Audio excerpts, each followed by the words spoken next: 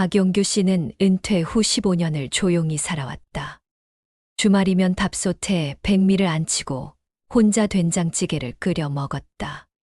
창가에 놓인 화분은 손수 이름을 붙여 키웠고 라디오를 틀어놓고 혼잣말을 곧잘 하곤 했다. 그의 일상은 평온해 보였지만 그 안에선 뭔가 지워지고 있었다. 자식 셋, 아들 둘, 딸 하나. 모두 출세했고 각자의 가정을 이뤘으며 더 이상 아버지에게는 자주 연락하지 않았다. 명절이나 어쩌다 한 번 오는 전화에는 인사보다 용무가 먼저였다.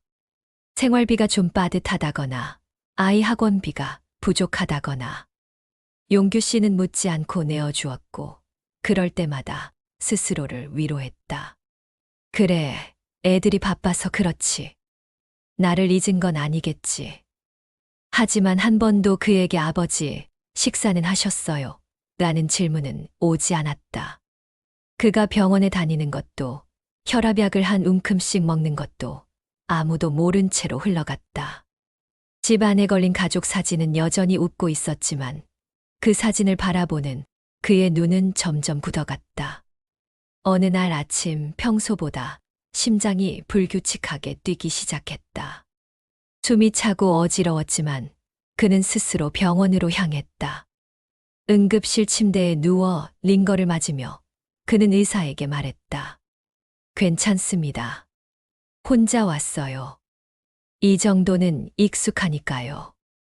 입원이 결정되자 병원 측에서는 보호자에게 연락을 해야 한다고 했다. 그제야 그는 셋 중 막내딸에게 전화를 걸었다. 그 딸은 전화를 받자마자 다급하게 물었다. 병원비는 얼마나 나와요, 아버지? 그 말에 용규 씨는 대답 대신 고개를 돌렸다. 전화 너머의 목소리는 병명보다 돈이 먼저였고 걱정보다는 계산이 앞섰다. 그 순간 그는 문득 깨달았다. 이 아이들은 내가 필요해서가 아니라 내 지갑이 열려 있으니까 연락했던 거였구나. 며칠 뒤 큰아들이 병실을 찾았다. 비싸 보이는 양복을 입고 핸드폰을 손에서 놓지 않은 채 들어온 그는 잠시 안부를 묻더니 유산 정리는 혹시 해두셨어요? 하고 조심스럽게 물었다. 표정은 조심스러웠지만 눈빛엔 기대가 담겨 있었다. 용규 씨는 대답 대신 창밖을 바라보았다. 아들의 목소리는 점점 작아졌고 병실엔 텔레비전 뉴스 소리만 울려 퍼졌다. 대한민국 기부문화 시니어 세대에서도 확산이라는 자막이 잠시 흘렀다. 그는 그 문장을 오래도록 바라봤다. 기부. 아무도 나를 존중하지 않는 이 가족과 말없이 도와주는 누군가의 삶 사이. 그 어느 쪽이 더 따뜻할까 처음으로 진지하게 생각해 보았다. 그날 밤 침대 머리맡에 놓인 작은 수첩을 꺼내 들고 조용히 한 줄을 적었다. 내 마지막은 나의 뜻으로. 용규 씨의 눈빛은 더 이상 흔들리지 않았다. 그의 삶은 고요했지만 마음속에선 작고 단단한 결심이 싹 트고 있었다. 입원 사흘째 되던 날 병실 문이 조용히 열렸다. 중간 아들이 들어섰다. 언제 봐도 말끔한 셔츠에 정리된 머리. 형보다 말수가 적고 표현도 서툰 아이였다. 그는 문턱에 멈춰 서 있다가 무겁게 한마디를 꺼냈다. 아버지, 생각보다 오래 입원하시는 건 아니죠. 그 말은 염려와는 거리가 멀었다. 그 안엔 불안이 있었고 그 불안은 돈과 시간의 걱정에서 비롯된 듯했다. 그는 가방에서 계산기를 꺼냈다. 병실 옆 테이블 위에 놓인 그 계산기는 차가운 숫자를 침대 머리맡으로 끌어왔다. 입원비가 하루에 이만큼, 간병 있으면 또 얼마. 아버지가 요양병원으로 가시면 장기 비용은 더 들 테고. 그렇게 중얼거리던 그는 문득 아버지를 바라봤다. 아버지, 혹시 재산 정리하실 때 자녀들 목도 생각해 두셨죠? 그 질문은 마치 숨겨둔 유산이라도 캐내려는 사람처럼 조심스럽고도 집요했다. 그러나 그 순간 용규 씨는 평소보다 부드러운 표정을 지었다. 그 표정이 무슨 의미인지 아들은 눈치채지 못했다. 그는 이어서 말했다. 요즘 형도 힘들고 저도 집 대출이 있고 나중에 분쟁 생기지 않게 명확히 해두시면 좋을 것 같아서요. 말끝마다 걱정과 명확함을 말했지만 결국 그의 중심엔 자신이 있었다. 그날 밤 용규 씨는 병원 복도에 나와 혼자 벤치에 앉았다. 흰색 벽에 기대어 조용히 눈을 감았다. 귀에 들리는 건 복도 스피커에서 흘러나오는 클래식 음악뿐이었다. 그 고요한 선율 안에서 그는 오래전 장례식장을 떠올렸다. 아내가 세상을 떠났을 때 자식 셋은 모두 몰려와 울었다. 그때는 진심이라 믿었다. 하지만 지금 생각해보니 그 눈물에도 계산이 있었던 건 아닐까 싶었다. 장례 비용을 누가 냈는지, 보험금이 얼마인지, 누구 앞으로 들어갔는지. 그들은 언제나 현실적이었고 그는 언제나 묵묵히 지갑을 열었다. 다음 날 병실로 큰딸이 왔다. 중년이 된 딸은 한 손엔 비싼 커피를 들고 있었고 다른 손엔 최신형 스마트폰이 있었다. 눈가는 분명 웃고 있었지만 말투엔 날이 서 있었다. 아버지, 집은 아직 그대로시죠. 그거 지금 팔아도 꽤 받을 거예요. 다만 세금 문제는 정리해 두시는 게 좋아요. 그리고 형들이랑 저랑 미리 상의해 두면 서로 덜 싸울 테니까요. 그 말에 용규 씨는 창밖을 바라봤다. 언제부터인가 자식들은 자신을 살아있는 사람이 아니라 정리해야 할 자산 목록처럼 대했다. 손을 잡거나 눈을 마주하거나 건강을 진심으로 걱정하는 말은 하나도 없었다. 그날 저녁 그는 손으로 침대 옆 탁자를 천천히 쓸었다. 그 위에는 약봉지, 병원 청구서, 그리고 아들이 두고 간 계산기가 놓여 있었다. 그는 계산기를 집어들어 전원을 껐다. 삑 소리가 나며 화면은 꺼졌다. 그는 마음속으로 말했다. 나는 물건이 아닙니다. 나는 당신들의 보험도, 집도 숫자도 아닙니다. 그 말은 소리 내지 않았지만 그의 눈빛은 단호했다.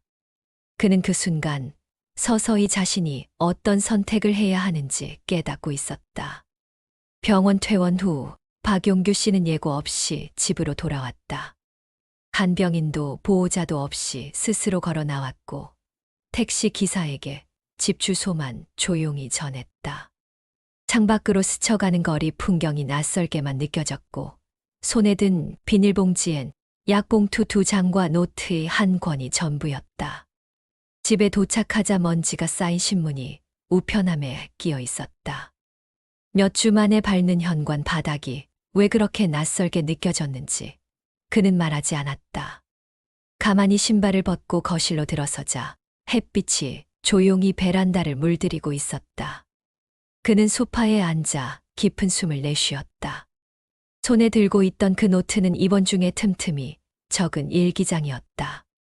처음엔 병원 생활의 답답함을 적기 시작했지만 시간이 흐를수록 한 줄 한 줄이 정리처럼 바뀌어 갔다. 그는 노트를 꺼내 마지막 장에 조용히 한 줄을 더 적었다. 존중받지 못한 노년은 너무 쓸쓸했습니다. 그날 오후 그는 동사무소를 찾아갔다. 양복을 차려입고 오래된 손목시계를 차고 노트를 가방에 넣었다. 그가 찾은 곳은 기부상담 민원실이라는 작은 칸막이 너머였다. 젊은 공무원이 놀란 얼굴로 그를 맞았다. 어르신, 혹시 도와드릴 일 있으실까요? 그는 노트를 내밀며 조용히 말했다. 이 안에 제가 가진 걸 어떻게 쓰고 싶은지 정리해뒀습니다. 이대로 실행되면 좋겠습니다. 아이들한텐 알리지 않아도 됩니다. 공무원은 몇 번이고 확인을 요청했고 그는 천천히 그러나 단단한 말투로 의사를 밝혔다. 자신이 평생 모은 집 한 채, 통장 속 예금, 보험금, 심지어 고인이 된 아내 이름으로 들었던 적금까지. 그 모든 것을 지역장학재단과 독거노인, 지원센터에 나누어 기부하겠다는 뜻이었다. 공무원은 잠시 말을 잃었고 그는 미소 지으며 덧붙였다. 유 원장을 쓰라는 자식들에게 이 봉투 한 장이면 충분할 것 같아요. 며칠 후 그는 기부 확약서를 공증받았다. 가장 가까운 변호사 사무실에 가서 정식으로 문서로 남겼고 복사본은 자신이 아끼는 노트 사이에 끼워 넣었다. 그리고는 자식들에게 보낼 편지를 한 장 썼다.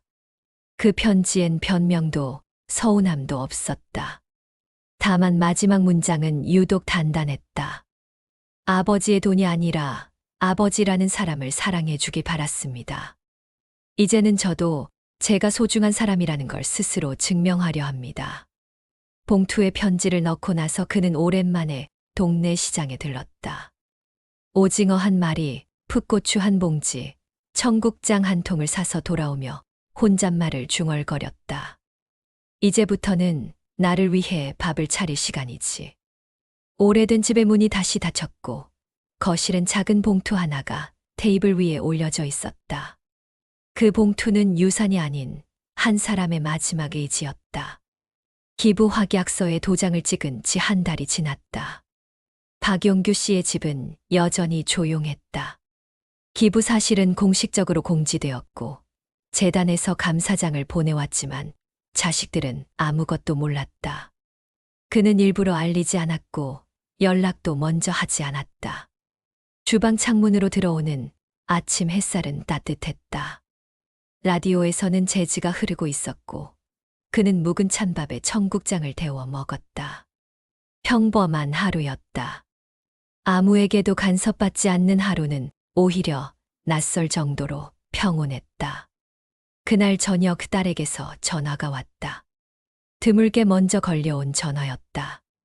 딸의 목소리는 처음엔 상냥했지만 곧 불안한 기색이 묻어났다.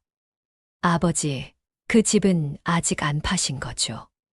오빠랑 남동생이 그러는데 혹시라도 기부 같은 건 하지 말라고. 요즘 세금도 많고 복잡하잖아요. 우리끼리 상의해서 처리하면 편할 것 같아서요. 그 말이 끝나기도 전에 용규 씨는 조용히 수화기를 내려놓았다. 귀에는 라디오 소리가 다시 들렸고 눈앞엔 차갑게 식은 국그릇이 놓여 있었다. 다음 날 큰아들이 불쑥 찾아왔다.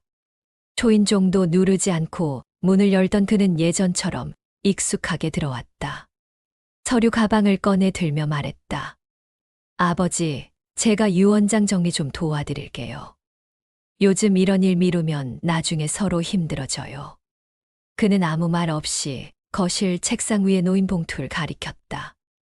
봉투 속엔 기부 확약서, 복사본이 들어 있었다. 아들은 펼쳐보자마자 얼굴이 굳어졌다. 아버지, 이게 뭐예요? 왜 이런 결정을 혼자 하세요? 그 말엔 분노보다는 당혹감이 섞여 있었다. 자신이 통제할 수 없는 현실에 대한 불안이 느껴졌다. 용규 씨는 조용히 웃었다. 이건 나의 마지막 몫이야. 너희들의 계획에 끼워 넣지 마.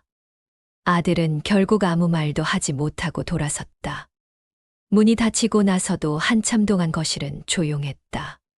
그는 자리에서 일어나 라디오 채널을 바꾸었다. 이번엔 트로트가 흘렀고 그는 무심히 고개를 끄덕였다. 며칠 뒤 뉴스에서 그의 이야기가 짧게 다뤄졌다. 퇴직 공무원, 전 재산 사회 환원, 자녀들 없이 홀로 결정. 그 뉴스 화면을 보며 그는 혼잣말을 중얼거렸다. 사람들이 말하는 효도는 참 다양한 모양이군요.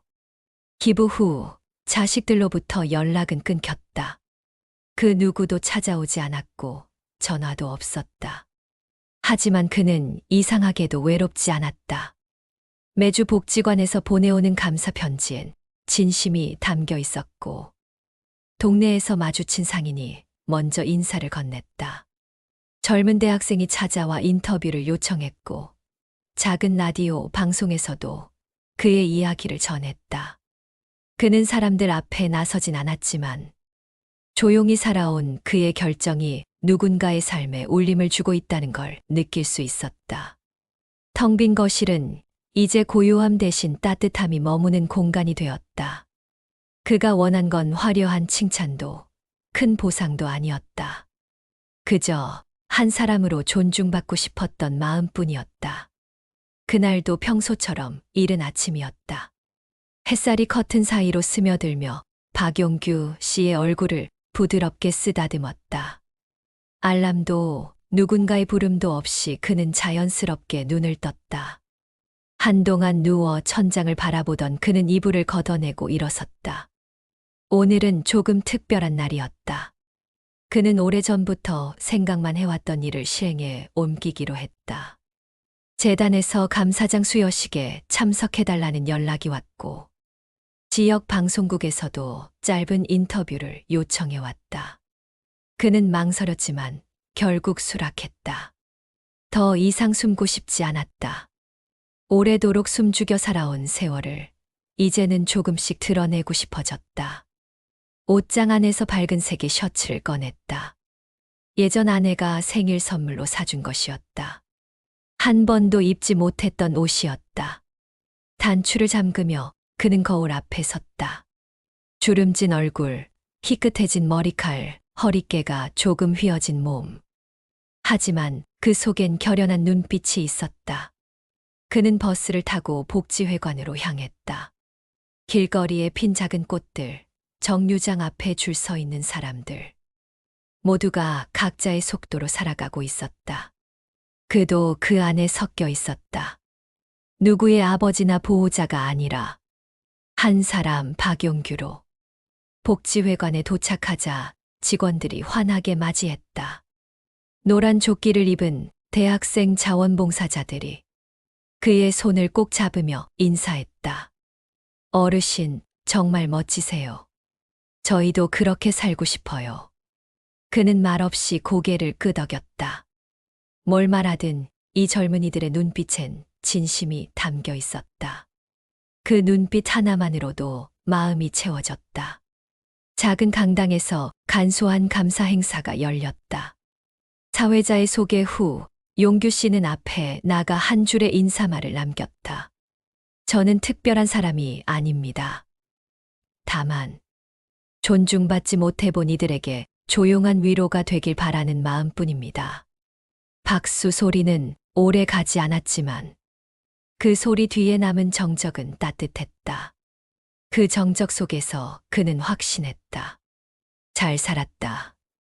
잘 결정했다. 비로소 나를 위해 산다는 게 어떤 것인지 알게 되었다. 행사를 마치고 나오던 길, 재단 직원이 그를 불렀다. 서울에 있는 청년 쉼터에서 감사의 손편지를 보내왔다고 한다. 봉투를 받아들고 그는 버스 정류장 벤치에 앉았다. 조심스럽게 펼친 편지엔 또박또박한 글씨로 이렇게 적혀 있었다. 할아버지, 저희는 가족이 없지만 할아버지 같은 분이 세상에 있다는 것만으로 우리가 외롭지 않다는 걸 느꼈습니다. 그 문장을 읽고 난 후 그는 처음으로 혼잣말을 중얼거렸다. 외롭지 않다니 나도 그렇습니다. 나도 이젠 외롭지 않습니다. 버스가 도착했고 그는 조용히 일어섰다. 손에 든 봉투는 가볍지 않았지만 발걸음은 오히려 전보다 훨씬 가벼워졌다. 그날 저녁 박용규 씨는 평소보다 늦게 집에 들어왔다. 가방 안에는 손편지, 감사장, 그리고 학생들과 찍은 사진 한 장이 들어있었다. 조용한 거실에 불을 켜자 오래된 전구가 부드러운 빛을 뿜어냈다. 그 빛은 전보다 따뜻했고 집안은 전보다 덜 쓸쓸해 보였다. 그는 양복을 벗어 걸고 소파에 앉았다. 테이블 위에 봉투를 올려놓고 라디오를 켰다. 어느새 익숙해진 FM 채널에서 부드러운 클래식이 흘러나왔다. 라흐마니노프의 선율이 거실 가득 퍼졌고 그는 깊은 숨을 내쉬었다. 조용히 편지를 꺼내 한 번 더 읽었다. 활자로 적힌 감사보다 삐뚤빼뚤한 손글씨에서 더 큰 위로가 느껴졌다. 그 편지는 아무 계산도 조건도 없는 말들로 가득했다. 그것이 그에게는 무엇보다 낯설면서도 소중한 것이었다. 창밖으로는 이웃 아이들이 웃으며 뛰어다니는 소리가 들려왔다. 용규 씨는 미소 지으며 창가로 다가갔다. 그 웃음소리는 어느 때보다 생기 있었고 삶이 여전히 유효하다는 신호처럼 느껴졌다. 얼마 지나지 않아 초인종이 울렸다. 낯선 얼굴의 여성이 문 앞에 서 있었다. 자신을 근처 초등학교 학부모 봉사단의 일원이라 소개하며 기부자 명단에서 이름을 보고 감사 인사를 드리러 왔다고 말했다. 그녀는 손에 직접 구운 쿠키가 담긴 상자를 건넸다. 집으로 돌아가는 길이 가까워 일부러 들렀다고 했다. 그는 당황했지만 정중히 고개를 숙이며 쿠키를 받았다. 짧은 인사였지만 그 몇 마디가 집 안의 공기를 바꾸어 놓았다. 그가 문을 닫고 거실로 돌아올 때 조용히 중얼거렸다. 이런 것도 가족 같다고 할 수 있겠죠. 그는 쿠키 한 조각을 깨물며 생각했다. 정확히 언제부터인지 모르겠지만 이 집은 다시 살아있는 공간이 되어가고 있었다. 자식들이 떠난 빈자리는 여전히 컸지만 그 틈을 다른 온기가 천천히 메워가고 있었다. 다음 날 재단에서 책 한 권을 보내왔다. 기부로 살아난 마을이라는 제목의 수필집이었다. 표지에는 낯선 노인의 사진이 있었고 그 아래엔 이렇게 적혀 있었다. 가족이 외면해도 세상은 따뜻한 눈으로 지켜보고 있습니다. 그 문장을 오래 바라보다가 그는 조용히 책을 덮었다. 무언가 가슴 깊은 곳에서 울컥 올라왔다. 하지만 이제 그는 그 감정을 억누르지 않았다. 억지로 삼키지 않고 그대로 껴안기로 했다. 오랜만에 그는 수첩을 꺼내어 오늘의 날씨를 적었다. 맑음, 아주 맑음, 거실에도 마음에도. 그리고 마지막 줄에 이렇게 덧붙였다. 사람은 혼자 살아도 혼자가 아닐 수 있습니다. 창밖의 밤은 조용했다. 그러나 집안엔 누군가의 고마움, 따뜻한 말, 그리고 자신을 향한 존중이 가만히 머무르고 있었다. 비가 내리던 날이었다. 회색빛 구름이 낮게 깔린 하늘 아래 박용규 씨는 거실 창가에 앉아 있었다. 방울방울 떨어지는 빗소리가 유난히 선명하게 들리던 오후. 우편함에서 꺼낸 봉투 하나가 그의 무릎 위에 놓여 있었다. 익숙한 필체. 중간 아들이었다. 오랜만에 받아보는 자식의 손편지였다. 그는 조심스럽게 봉투를 뜯었다. 처음 몇 줄은 안부로 시작되었다. 하지만 곧 본론이 드러났다. 아버지, 솔직히 저희는 너무 놀랐습니다. 기부 이야기를 언론을 통해 들었습니다. 그 전에 한 번만 말씀이라도 해주셨다면 좋았을 텐데요. 이 문장 속에는 책임 전가도, 미련도, 어쩌면 억울함도 담겨 있었다. 그는 손끝으로 편지지를 쓸어내렸다. 다시 글은 이어졌다. 형은 많이 화가 나 있고 누나는 여전히 이해를 못하고 있어요. 저는 그저 아버지를 직접 찾아뵙고 싶은데 솔직히 얼굴을 볼 용기가 없습니다. 용규 씨는 고개를 떨궜다. 편지의 마지막에는 한 줄의 사과와 함께 혹시 다시 만나게 된다면 식사라도 하고 싶다는 말이 담겨 있었다. 그는 잠시 창밖을 바라보았다. 빗방울 사이로 아이들이 뛰어다녔다. 자식들과 저 아이들 사이엔 어떤 차이가 있는 걸까? 무엇이 진짜 가족이라는 이름을 만들까? 그 질문이 문득 마음속을 지나갔다. 그날 밤 그는 답장을 쓰기로 했다. 그러나 단 한 줄만 적었다. 나는 내가 아버지로서의 나를, 아니 한 사람으로서의 나를 이해해 주길 바랐단다. 답장은 보내지 않았다. 그 편지는 수첩 한 귀퉁이에 조용히 끼워 넣었고 거기에 날짜만 적었다. 2025년 6월 10일. 비.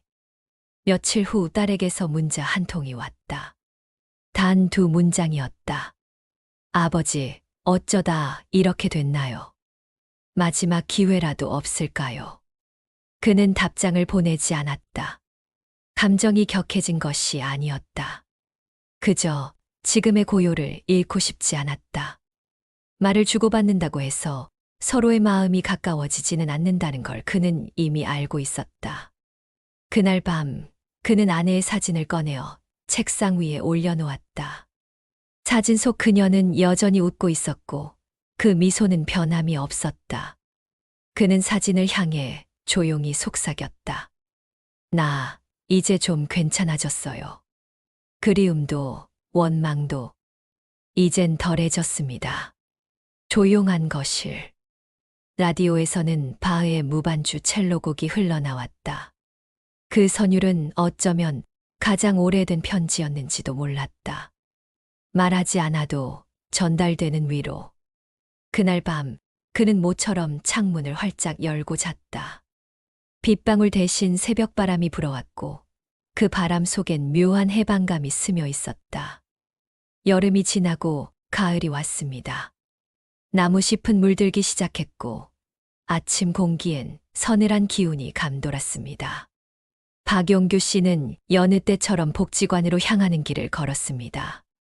느린 걸음이었지만 어깨는 한층 펴져 있었고 발끝엔 묘한 리듬이 실려 있었습니다. 복지관 마당에 도착하자 아이들의 웃음소리가 들렸습니다. 오늘은 세대 간 그림 그리기 행사 날이었고 그는 자원봉사자로 아이들을 돕기 위해 왔습니다. 8살쯤 되어 보이는 여자아이가 그에게 다가와 조심스레 말했다죠. 할아버지, 저 나무 색칠 좀 도와주세요. 그는 웃으며 아이 곁에 앉았습니다. 붓을 들고 연두색과 주황색을 골라 나무잎을 칠하던 순간 마치 자신이 나무 그 자체가 되어가는 느낌이 들었습니다. 누군가의 도움 없이도 스스로 자라나고 바람에 흔들려도 쓰러지지 않고 계절마다 옷을 갈아입으며 그 자리를 지켜내는 나무처럼요. 행사가 끝나고 아이가 그에게 작은 그림 한 장을 건넸습니다. 종이엔 어설프게 그린 노인과 나무 한 그루가 있었고 그 위엔 삐뚤삐뚤한 글씨로 이렇게 적혀 있었습니다. 할아버지는 따뜻한 나무 같아요. 그늘이 시원해요. 그 한마디에 그는 한참을 아무 말도 하지 못했습니다. 살면서 들어본 수많은 말들보다 더 따뜻하고 더 깊은 위로였기 때문입니다. 그날 저녁 그는 집으로 돌아와 오래된 수첩을 펼쳤습니다. 마지막 페이지 아래 천천히 한 줄을 적었습니다. 나를 지켜낸 시간은 결국 나를 찾아가는 여정이었습니다. 창밖으로 바람이 불었고 작은 종이 조각 하나가 테이블 아래로 떨어졌습니다. 예전 딸이 그에게 썼던 어린 시절의 그림 편지였습니다. 아빠 최고. 아빠는 내 영웅. 그 종이를 주워들고 그는 잠시 눈을 감았습니다. 사람의 마음은 시간이 흐르면서도 여전히 그 자리에 남아있기도 합니다. 때로는 멀어졌던 거리도 침묵했던 시간도 다시 이어질 수 있다는 믿음이 그를 조용히 감쌌습니다. 전화를 걸진 않았습니다. 찾아오라는 메시지도 보내지 않았습니다. 그저 오늘을 잘 살아내는 것으로 충분하다고 느꼈습니다. 그는 라디오를 켜고 소파에 앉았습니다. 바흐도 라흐마니노프도 아닌 나치근 가요가 흘러나왔고 가사 한 줄이 그의 귓가에 맴돌았습니다. 이제야 알 것 같아요. 내 삶의 주인은 나였다는 걸. 그는 그 문장을 따라 조용히 읊조리며 눈을 감았습니다. 긴 세월 동안 외면당하고 잊히고 밀려나 있었지만 결국 그는 자신을 지켜냈습니다. 이제는 더 이상 누구의 인정도 필요하지 않았습니다. 존재 그 자체로 의미 있고 삶의 끝에서도 환하게 웃을 수 있는 시간. 그가 만들어낸 가장 조용하고도 위대한 승리였습니다. 그리고 그렇게 그날의 밤은 고요히 깊어갔습니다. 무엇도 설명할 필요 없고 누구에게도 보여주지 않아도 되는 자기만의 평온한 시간 속으로요.